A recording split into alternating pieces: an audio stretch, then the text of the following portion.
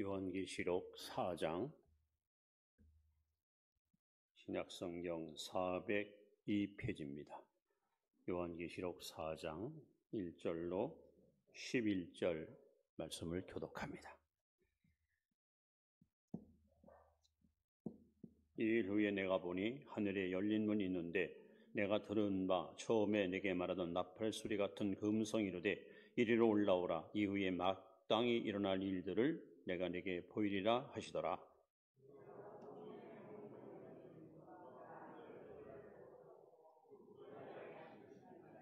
앉으신 이의 모양이 벽옥과 홍보석 같고 또 무지개가 있어 보좌에 들렸는데 그 모양이 녹보석 같더라.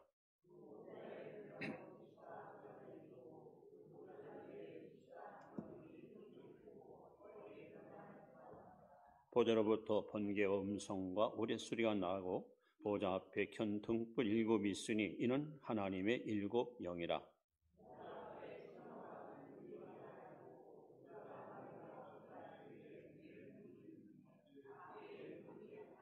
그 첫째 생물은 사자 같고 둘째 생물은 송아지 같고 셋째 생물은 얼굴이 사람 같고 그 넷째 생물은 날아오는 독수리 같은데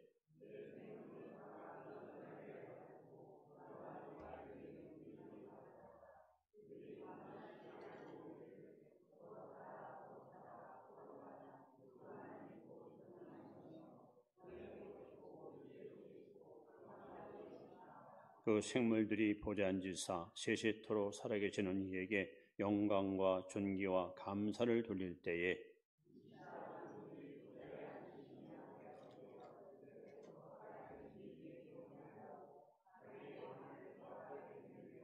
같이 봅니다. 우리 주 하나님이여 영광과 존귀와 권능을 받으시는 것이 합당하오니 주께서 만물을 지으신지라 만물이 주의 뜻대로 있었고 또 지으심을 받았나이다 하더라. 아멘. 항상 믿음으로 승리하시 바랍니다. 어제 그 중국 광저우에서 아시안 게임이 개최됐습니다. 우리 한국에서도 많은 선수들이 출전했는데 이번에는 어떤 스타가 등장할지 모두가 다 기대를 갖고 있습니다. 올림픽이나 또는 시합에 출전한 선수들은 각고의 노력과 정말로 수많은 애씀 속에서 시합에 응하게 되고 그리고 좋은 결과 얻은 사람들에게는 반드시 훈련의 대가가 지어지는 것을 우리는 끊임없이 보고 왔습니다. 요한계시록 4장은 천상의 예배를 하늘나라에서는 어떻게 예배드리는가 하는 광경이 자세하게 여기 묘사되고 있습니다. 하나님이 거룩한 보좌 앞에 앉아 계시고 또 네 생물이 주변에 들쳐 있고 천사들이 옹이하고 있고 24장로 신약 구약을 대표하는 성도들 24장로들이 머리에 쓰는 면류관을 하나씩 벗어서 왕이신 하나님께 드리며 영광과 존귀와 찬양을 함께하는 광경이 여기 소개되고 있습니다. 여러분들이 하늘나라 예배가 궁금하시면 계시록 4장, 5장을 잘 읽어보시면 천국에 가면 이렇게 예배드리는구나. 이제 우리가 장차 하늘나라 가시면 이 무리와 함께 섞여서 이런 모습으로 하나님을 예배할 때가 반드시 올 것입니다. 그런데 여기 중요한 것은 24장로들, 다시 말하면 승리한 성도들이 한결같이 머리에 면류관을 쓰고 있다는 겁니다. 그러니까 면류관 쓰지 않은 사람들은 그 광경을 참여하기가 쉽지 않고 참여하더라도 아마 부끄러운 모습으로 참여하게 될 것입니다. 이 세상에서는 상대를 이겨야 혹은 적을 이겨야 면류관을 쓸 수 있습니다. 그러나 하늘나라의 면류관은 자신과의 싸움에서 이긴 사람만이 이 면류관을 쓸 수가 있습니다. 그래서 오늘 성도가 얻을 면류관, 성경에 크게 5가지 면류관이 소개되는데 하나하나 여러분 앞에 소개하면서 바라기는 예배에 참여한 여러분 한 명도 예 없이 이 땅에 사는 동안 충성하고 헌신하고 하나님을 잘 섬기고 직분 잘 감당하셔서 이후에 천국 가서 주님 만날 때 여러분 모두 면류관 안 쓰고 하나님께 영광과 찬양과 경배 올려드리는 역사의 현장에, 천국 예배 현장에 여러분도 저도 함께 동참할 수 있기를 주의 이름으로 축원합니다. 여러분 면류관이 뭡니까? 승자가 얻는 상이에요. 상.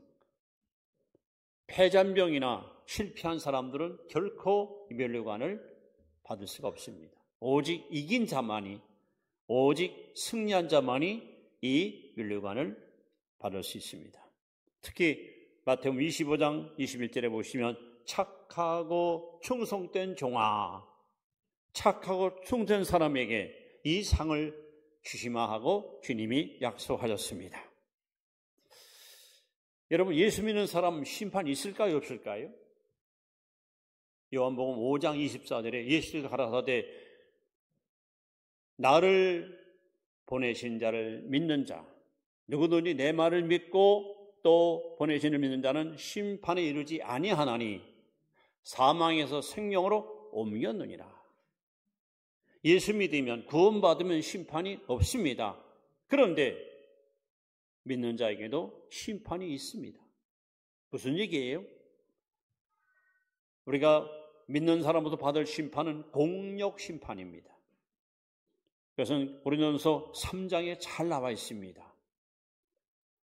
똑같은 교회 다니면서 하나님을 섬겨도 하나님 앞에 정말 충성한 사람과 또 게으르고 태만해서 하나님을 불성실하게 섬긴 사람을 똑같이 다룬다는 것은 이건 여러분 있을 수 없습니다. 주를 위해서 흘린 땀과 여러분의 희생과 수고에 대해서 반드시 보상이 조지는데 바라온데 여러분 우리 하나님 앞에 충성된 일꾼으로 헌신하시어 이 땅에 사는 동안 많은 아름다운 공로를 남기어서 장차 주 앞에 서는 날 우리 주님이 씌워줄 면류관을 우리 함께 쓰고 선상 예배에 우리 참여해서 하나님께 마음껏 경배와 찬양 올려드리는 그러한 천국 예배의 주인공으로 여러분 반드시 굳게 세워주시기를 다시 한번 축원합니다.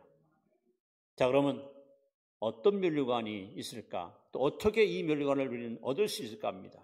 첫 번째는 썩지 않는 면류관이 있습니다. 고린도전서 9장 25절 말씀입니다. 함께 읽습니다. 이 길을 다투는 자마다 모든 일에 절제하나니 그들은 썩을 승리과의 관을 얻고자 하되 우리는 썩지 아니할 것을 얻고자 하노라. 첫 번째, 썩지 않는 면류관. 이 면류관은 누가 쓰는가? 여러분 여기 나오잖아요. 자기를 쳐서 복종시키는 사람, 자신과의 싸움에서 승리한 사람. 우리는 끊임없이 우리 마음속에서 이기심 혹은 질투심 혹은 혈기 혹은 욕심 이런 것들이 계속 여러분 살아납니다. 이런 것들을 매일같이 우리가 쳐내야 됩니다. 다시 말하면 우리는 본능을 따라서 기본대로 감정대로 인생을 살면 면류관을 받을 수 없습니다. 우리는 성령을 따라서 말씀을 따라 순종하고 살아야 하나님이 예비하는 면류관을 얻을 수가 있습니다. 특별히 오늘 이 면류관은 누가 하느냐? 모든 삶 속에서 절제하는 사람. 여러분 생각도 좀 절제하시고 말도 좀 절제하시고 또 행동도 좀 절제하시고 사세요. 그냥 흥분해가지고 들떠가지고 이것저것 그냥 욕심을 따라 인생을 허비하지 마시고 소명을 따라 부끄러움없는 삶을 살아가는 지혜로운 청지기 인생을 살아가시길 바랍니다. 오늘 여러분 광주에 출전한 우리 선수들 가운데 시합을 앞에 놓고 뭐 술 마시고 막 이런 사람들이 시합 나가서 우승합니까? 얼마나 자기 몸을 단련시키고 걷기 운동을 하고 때로는 음식 조절을 하고 또 잠자는 것도 철저하게 체크하면서 짜오는 프로그램대로 열심히 훈련에 임한 사람이 좋은 성과를 얻었습니다. 우리도 마찬가지입니다. 내게 주어진 일생은 한 번밖에 없습니다. 그냥 막 살기에는 우리 인생이 너무나도 여러분 소중합니다. 정말 짜임새 있게, 규모 있게, 또 뭔가 이렇게 규칙적으로 인생을 사는 이런 지혜가 우리에게 필요합니다. 그래서 성경은 말합니다. 세월을 아끼라. 시간은 여러분 우리를 기다리지 않습니다. 세월은 멈춰서지 않습니다. 그러면 우리에게 주어진 이 소중한 시간에 하나님이 주신 건강, 재물, 시간, 이 모든 것들을 청지기답게, 관리인답게 절제 있게 잘 사용하는 사람에게 썩지 않은 면류관을 하나님께서 우리에게 주시는 겁니다. 그래서 사도 바울은 뭐라고 고백합니까? 내가 내 몸을 쳐서 복종시킨다 그랬어요. 내 속에서 끊임없이 일어나는 이 욕심, 혹은 이기심, 혹은 교만함, 이런 것들을 매일같이 쳐내서 정말 하나님 앞에 아름다운 인격과 신앙으로 잘 다듬어졌기 때문에 면류관을 그들은 기대할 수가 있었던 것입니다. 만약에 우리가 절제하지 못하고 본능대로 살면은 결국 자격 상실자가 되어서 면류관을 고사하고 오히려 책망을 받을 수 있다는 사실을 우리는 두려운 마음으로 깨닫고 실천해야 될 줄 압니다. 자, 두 번째 우리가 받아야 될 면류관은 생명의 면류관입니다. 생명의 면류관은 누가 받을 수 있을까요? 야고보서 1장 12절에 이렇게 말씀합니다. 다 같이 읽습니다. 시험을 참는 자는 복이 있나니 이는 시련을 견뎌낸 자가 주께서 자기를 사랑하는 자들에게 약속하신 생명의 면류관을 얻을 것이기 때문이라. 이 면류관은 바로 믿음을 지키기 위해 어떤 시험이 와도 어떤 시련이 와도 어떤 고통이 와도 잘 참고 견디고 극복한 사람이 하나님께 받는 면류관입니다. 여러분, 욥이 하루아침에 재산 다 잃어버리고 자식 열이 죽어버리고 몸의 건강이 떠나가고 아내마저 도망가 버리고 친구들이 배신하고 얼마나 엄청난 시련을, 엄청난 고난을 겪지 않습니까? 근데 욥이가 이것 때문에 믿음을 배반합니까? 하나님을 원망합니까? 예수 믿어야 소용없다 하고 하나님께 불평합니까? 오히려 욥은 그 고난의 한복판에 엎드려 하나님을 예배합니다. 주신 이도 여호와시오, 취하신 것도 여호와시오니 내가 여호와를 찬송하리로다 하고 욥이 그 입으로 하나님을 원망하지 않고 감사하였더라. 이런 자들이 바로 생명의 면류관을 얻습니다. 사드락 메사 아벳느고가 우상 앞에 절하지 않았던 이유 때문에 왕에게 노임을 받아 뜨거운 불구덩이 속에다가 그들을 던져버립니다. 그러나 그들은 그 죽음 앞에서도 하나님, 왕이시여 제발 살려만 주십시오. 우리가 왕의 명을 따르겠습니다 하고 여러분 우상 앞에 무릎 꿇지 않았습니다. 그야말로 목숨 걸고 신앙을 사수하고 믿음의 순결을 지켰기 때문에 결국 하나님은 그들의 승리의 손길을 들어주었고 저들은 이 면류관을 아마 천국에서 쓰면서 하나님께 영광 돌리고 있을 줄 압니다. 여러분, 얼마나 많은 우리의 선조들이 정말 목숨, 생명을 내걸고도 믿음을 지켰습니다. 일제 치하에서, 공산 치하에서 지금도 힘들고 어려운 상황에서도 결코 불의와 타협하거나 세상과 야합하지 않고 믿음을 지키고 믿음을 사수하는 이런 성도들이 있습니다. 바로 이런 자들에게 하나님께서는 생명의 면류관을 선물로 주신 것입니다. 자, 세 번째는 또 어떤 면류관이 있습니까? 의의 면류관이 있습니다. 디모데후서 4장 8절에 보시면 같이 한번 봅니다. 이제 읽습니다. 이제부로는 나를 위하여 의의 면류관이 예비되었으므로 주 곧 의로우신 재판장이 그날에 내게 주실 것이며 내게만 아니라 주의 나타나심을 사모하는 모든 자에게 오니라. 이 앞절을 보시면 바울이가 순교하기 직전에 마지막으로 기록한 성경이 디모데후서입니다. 그는 자신의 살아온 인생을 이렇게 돌아보면서 내가 예수님 만나서 여기까지 살아오는 동안 어떻게 살았는가 하는 걸 딱 세 마디로 표현합니다. 첫째, 내가 선한 싸움을 다 싸웠다는 거예요. 선한 싸움을 다 싸웠다. 다시 말하면 악과 손잡거나 불의와 야합하지 않고 악에게 지지 않고 손으로 악을 이겼다는 겁니다. 선한 싸움을 다 싸우고 그다음에 달려야 할 길을 마쳤다는 겁니다. 하나님이 부르신 그 부름의 상을 쫓아 한눈 팔지 않고 견누려지 않고 좌우로 치우치지 않고 돌아보지 않고 부름의 상 표대를 향해서 오직 한 길만 초지일관 바울은 달려갔습니다. 그리고 믿음을 지켰다.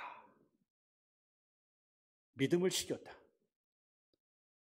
여러분, 사도 바울만큼 예수님 때문에 감옥에 간 사람, 메마른 사람, 죽을 뻔한 사람은 아마 흔치 않을 거예요. 상상을 초월하는 엄청난 시련과 아픔을 겪으면서도 오히려 바울은 그럴수록 주님을 더 굳게 의지하고 주를 더욱 부여잡고 믿음을 끝까지 지키고 끝까지 사수했습니다. 바로 이런 자들에게 의의 면류관을 주시는데 바울은 말합니다. 내게만이 아니라 나와 같이 선한 싸움을 다 싸우고 달려갈 길을 마치고 믿음을 지키는 모든 성도들에게도 이런 동일한 선물을 줄 것이라고 바울은 담대하게 외치고 있습니다. 여러분, 우리 모두 선한 싸움 잘 싸우십시다.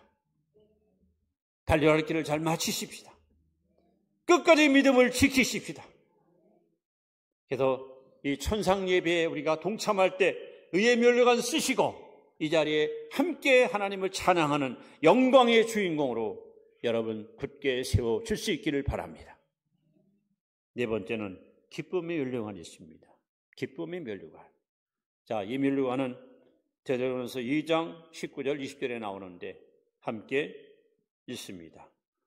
우리의 소망이나 기쁨이나 자랑의 면류관이 무엇이냐? 그가 강림할 때에 우리 주 예수 앞에 너희가 아니냐.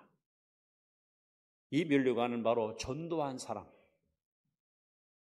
하나님 말씀으로 잘 양육하고 가르치고 키운, 그래서 열매 맺는 사람에게 받는 면류관이 이 면류관입니다. 여러분, 바야흐로 결실의 계절입니다. 어제 인천공항에서 오다 보니까 경기도 화성 쪽에는요 이미 논에 벼를 이미 다 베가지고 서늘한 좀 썰렁한 느낌을 받아. 때가 되면 이렇게 모든 식료는 모든 식물은 열매를 맺어요. 그렇다면 여러분, 우리는 지금까지 무슨 열매를 얼마나 맺고 사는가? 이 가을의 계절에 우리 자신의 신앙 상태를 돌아볼 필요가 있지 않겠습니까?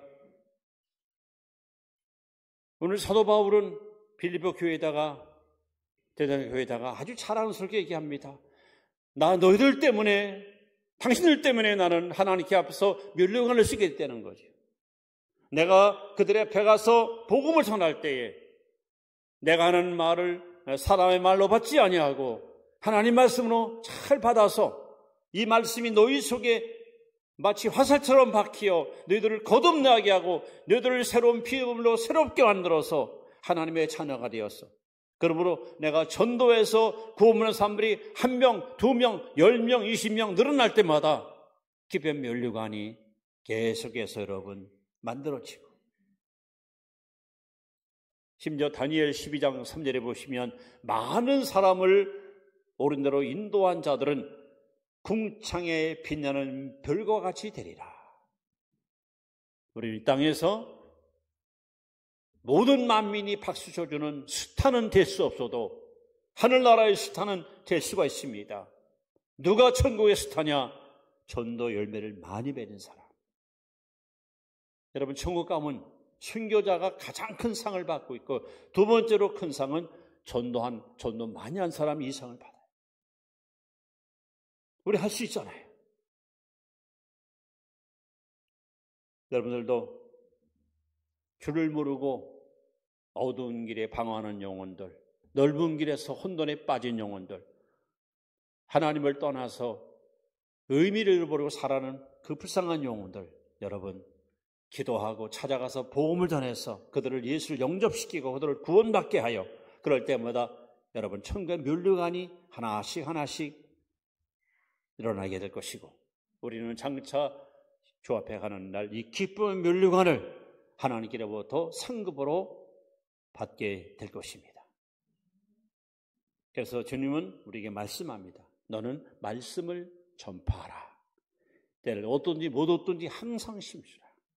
여러분 입을 열어 담대하게 예수 믿고 구원받으세요 하고 불신자들에게 여러분 증거하십시오. 열매는 주님이 맺게 하시고 합니다. 다섯 번째로 우리가 얻을 면류관이 또 하나 있습니다. 바로 그것은 영광의 면류관입니다. 자, 베드로전서 5장 4절에 보시면 이 면류관은 누가 쓸 수 있을까 하는 겁니다. 다시 한번 보겠습니다. 그리하면 목자에게 나타나실 때 시들지 아니한 영광의 관을 얻으리라. 이것은 바로 교회를 잘 섬기는, 교회에서 충성하는, 이익을 따라하지 않고 마음을 열고 정말 하나님 앞에 헌신하는 이런 충성스러운 직분자들이 얻는 면류관입니다. 여러분 각자 하나님 주신 직분이 있잖아요. 저는 목회자로서 혹은 장로로서 권사로서 교역장으로서 성가대원으로서 교사로서 여러분 각자에게 주신 직분이 있습니다. 집사로 혹은 뭐 주차 관리하고 차량 운행하고 이거 다 하나님 앞에 가면 상급으로 하나님께서 보상해 주십니다.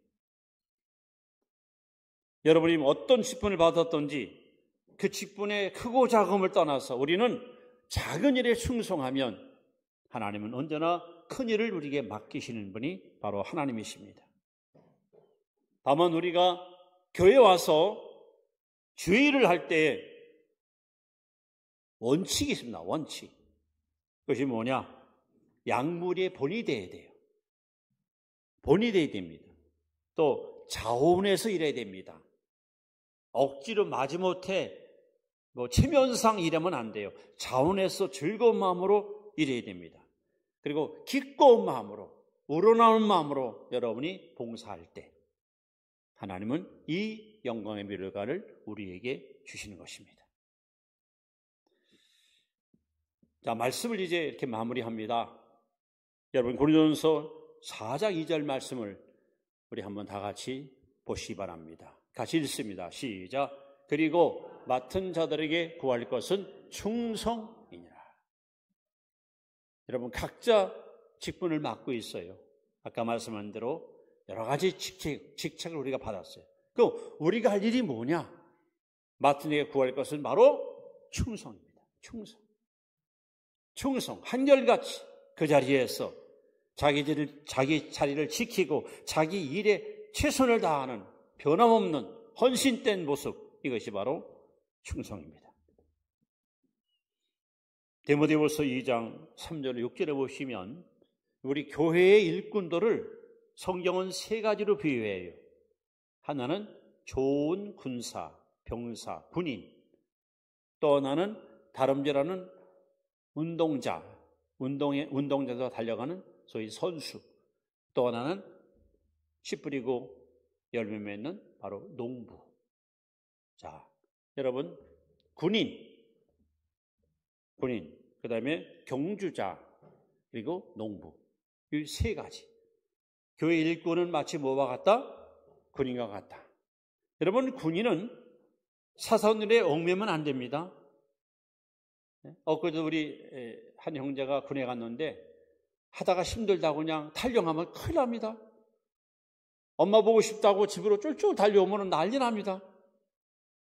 국가에 이미 헌신되고 바쳐진 몸이기 때문에 그 법의 규율을 지키고 직무에 충실해야지 사선에 얽매여가지고 나 여기 싫어요, 나 집에 갈래요, 이건 있을 수 없는 겁니다.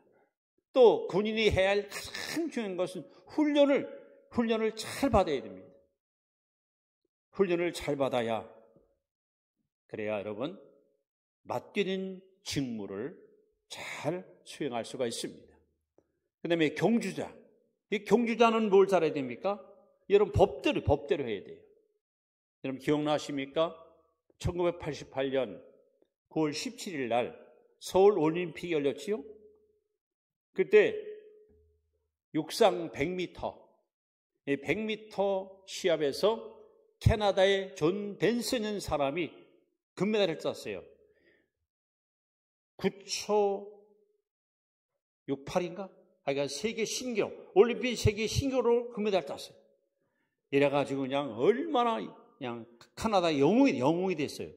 근데 금메달 따고 5일 만에 약물 복용으로다가 들통나는 바람에 영구제명 당했어요.